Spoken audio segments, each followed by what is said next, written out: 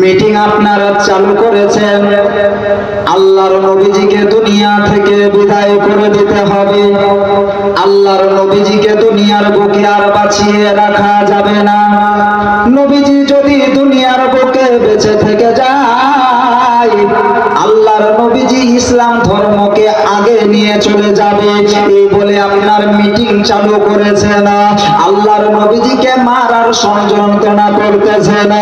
একজনকে আবু জেহেল বলল, তুমি তো দেশ বিদেশে পালোয়ানি করতে যাও, তুমি তো দেশ বিদেশে যুদ্ধ করতে যাও, আজকে ওই আব্দুল্লাহর বেটা ওই মুহাম্মদ সাল্লাল্লাহু তাআলা আলাইহি ওয়াসাল্লামকে আজকে মেরে দুনিয়া থেকে বিদায় করে দিতে হবে, আল্লাহর নবীজিকে বিদায় করে দিতে হবে। যেমন এই নবীকে মারার কথা আপনার বলেছেন কাফেরদেরকে যে পালোয়ান,